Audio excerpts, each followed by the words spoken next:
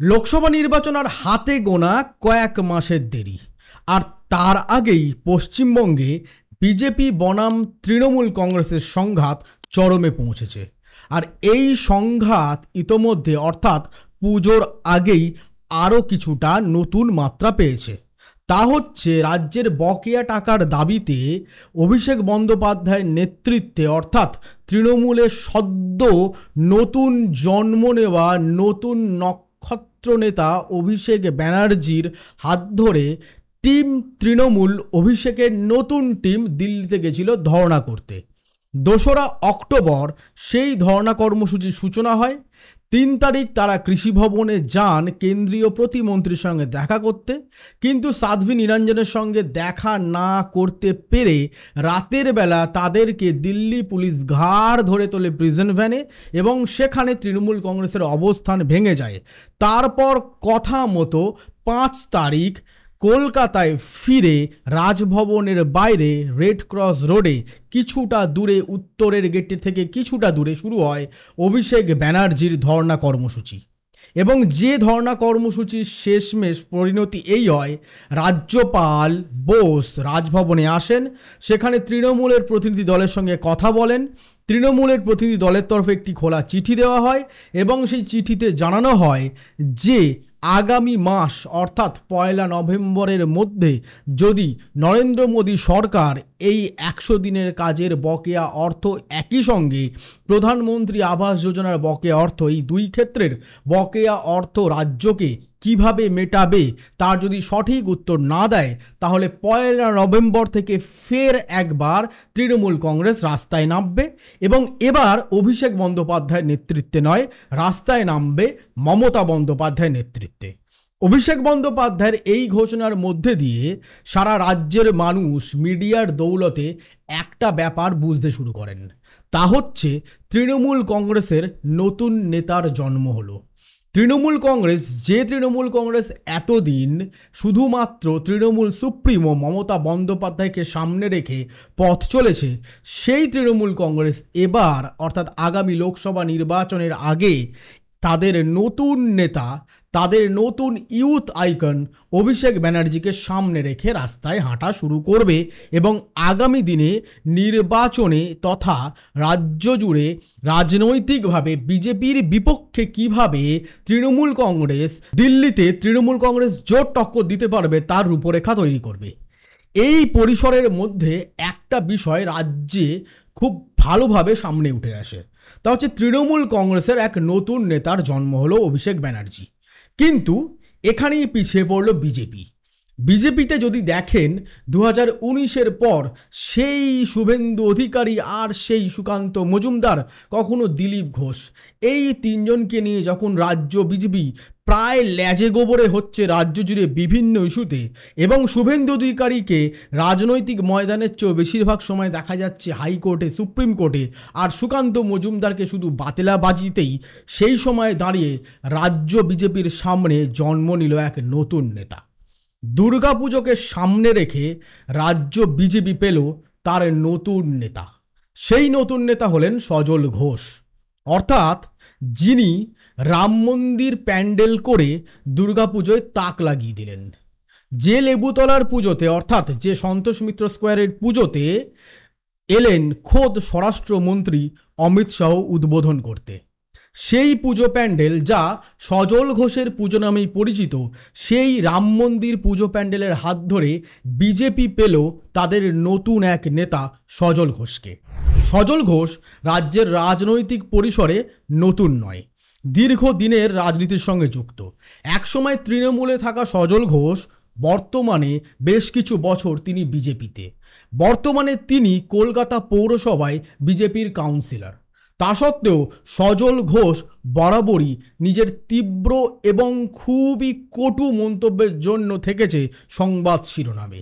তিনি শুভেন্দুর ভাষাতেই কখনো কখনো মমতা বন্দ্যোপাধ্যায়কে বেগম জান, কখনো পিসি, কখনো অভিষেক ব্যানার্জিকে ভাইপো, কখনো মমতা বন্দ্যোপাধ্যায়কে ডাকাত রানী বলে অভিহিত করেছেন।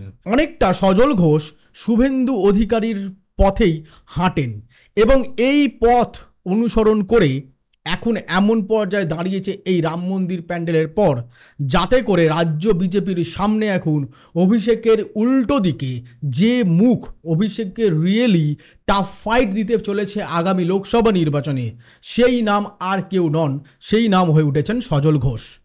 কিন্তু এখানে একটা বিষয় বলে রাখা দরকার, লোকসভা নির্বাচন গোটা দেশের মধ্যে সবচেয়ে বড় নির্বাচন।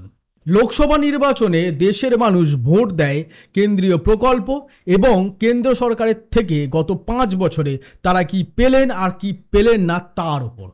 তাহলে সজল ঘোষ কিভাবে অভিষেক ব্যানার্জির উল্টো দিকে ফ্যাক্টর হতে চলেছে রাজ্য বিজেপির অন্দরে, এবার আসুন সেই প্রসঙ্গে আলোচনা করা যাক। একটা বিষয় দেখতে হবে, কলকাতা পৌরসভার কাউন্সিলর সজল ঘোষ এখন কিন্তু কেন্দ্রীয় বিজেপি নেতৃত্বের একেবারে ফোকাসে।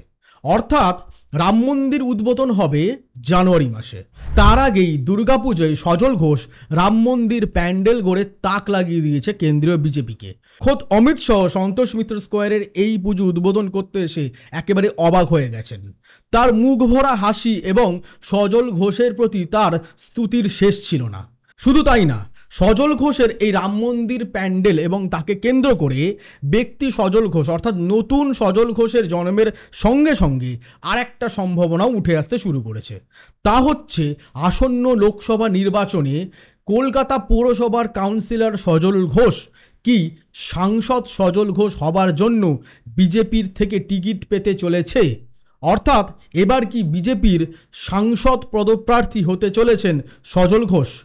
কারণ সজল ঘোষের এই রাম মন্দির প্যান্ডেলই কিন্তু তাকে পৌঁছে দিয়েছে কেন্দ্রীয় নেতৃত্বের কাছে।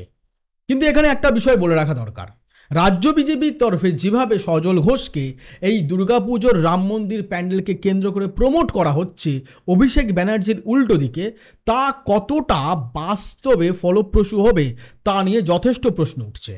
তার কারণ হচ্ছে পঞ্চায়েত ভোটের আগে অভিষেক ব্যানার্জি তৃণমূল কংগ্রেসের বর্তমানে যিনি চালক হিসাবে উঠে এসেছেন রাজ্য রাজনীতিতে, সেই অভিষেক ব্যানার্জি পঞ্চায়েত নির্বাচনের আগে সারা রাজ্য জুড়ে জেলায় জেলায় করেছিলেন তৃণমূলের নবজোয়ার যাত্রা। আর তাকে কেন্দ্র করেই তার আসল মাইলেজ, তার আসল ফসল কিন্তু ঘরে তুলেছে পঞ্চায়েত ভোটে তৃণমূল কংগ্রেস। তার বিনিময়ে কিছু মানুষের প্রাণ গেছে, এটা যেমন ঠিক, কিন্তু তার ফসল প্রায় সিংহভাগই নিজেদের গুদামে তুলেছে তৃণমূল কংগ্রেস। আর এই তৃণমূলের নবজোয়ার যাত্রাকে কেন্দ্র করে নেতা অভিষেকের জন্ম হয়েছে। সারা রাজ্য জুড়ে তৃণমূলের নেতা কর্মী এবং একেবারে নিচুতলার তৃণমূলের নেতা কর্মীদের মধ্যেও অভিষেক ব্যানার্জির এক আলাদা গ্রহণযোগ্যতা তৈরি হয়েছে। রাজ্যের তৃণমূল কংগ্রেসের শীর্ষস্থানীয় থেকে মাঝের এবং একেবারে নিচু স্থানের তৃণমূল কংগ্রেসের নেতা নেত্রীরা এক বাক্যে এখন অভিষেক ব্যানার্জিকে নিজেদের নেতা হিসাবে স্বীকার করে নিয়েছেন। কিন্তু এখানেই বিজেপির বড় সমস্যা। বিজেপিতে এখনো পর্যন্ত যদি দেখেন, সজল ঘোষকে কিন্তু নেতা হিসাবে সেইভাবে স্বীকার করে নেওয়া হয়নি। এবং বিজেপির তরফে যদিও এই প্রচেষ্টা হালেই শুরু করা হয়েছে সজল ঘোষকে আগামী দিনে রাজ্যের স্তরে, জাতীয় স্তরে নেতা হিসেবে প্রমোট করার, কিন্তু সজল ঘোষকে এখনও অনেক পথ হাঁটতে হবে। মূলত রাজ্য বিজেপির মধ্যে যে অন্তর্দ্বন্দ্ব, যে কলহ সারা রাজ্য জুড়ে বিভিন্ন জেলায় জেলায় দেখা যাচ্ছে, তাকে কেন্দ্র করে এই মুহূর্তে সুকান্ত মজুমদার অর্থাৎ রাজ্য বিজেপির সভাপতি সুকান্ত মজুমদারের কন্ট্রোল যে রাজ্য বিজেপির উপর প্রায় নেই, তা কিন্তু সামনে উঠে আসছে। আর এই প্রেক্ষাপটেই সজল ঘোষকে যদি নেতা হয়ে উঠতে হয় আগামী দিনে, তাহলে রাজ্যের জেলায় জেলায় বিজেপির কর্মী সংগঠকদের পাশে এবং কাছে পৌঁছাতে হবে। তারপরেই সে নেতা হয়ে হয়তো আগামী দিনে উঠবে, বিজেপি অর্থাৎ রাজ্য বিজেপির মুখ হিসাবে হয়তো আগামী দিনে উঠে আসতে পারে। বিজেপির তরফে সজল ঘোষকে অভিষেকের উল্টো দিকে ইতোমধ্যে প্রমোট করা শুরু হয়েছে বিজেপির আইটি সেলের তরফে। শুধু তাই না, বিজেপির বেশ কিছু ইউটিউবারও ইতোমধ্যেই সজল ঘোষকে অভিষেক ব্যানার্জির উল্টো দিকে প্রমোট করতে শুরু করেছেন। কিন্তু এখনও দিল্লি বহুত দূর। সজল ঘোষ শুধু রাম মন্দির প্যান্ডেল দেখিয়ে যদি সংসদের টিকিটও পান, তাহলেও লোকসভা নির্বাচনে সজল ঘোষের জয়ের আশা কিন্তু মঙ্গল বা চাঁদে জল পাওয়ার পসিবিলিটিরই মতো হয়ে থাকবে। গ্রাসরুট লেভেলে বা কলকাতা শহরেও যদি সাংসদ পদপ্রার্থী হিসাবে সজল ঘোষ টিকিট পায় বিজেপির, তাতেও শহরের গরিব, নিম্ন মধ্যবিত্ত স্তরে সজল ঘোষের গ্রহণযোগ্যতা নিয়ে প্রশ্ন থেকেই যাচ্ছে। কিন্তু তাতেও এটা বলতে হয়, দুর্গাপুজোয় যেভাবে সন্তোষ মিত্র স্কোয়ারে রাম মন্দিরের এক অসামান্য প্যান্ডেল রাজ্যের মানুষ দেখলো, তা কিন্তু সত্যি তাক লাগাবার মতো।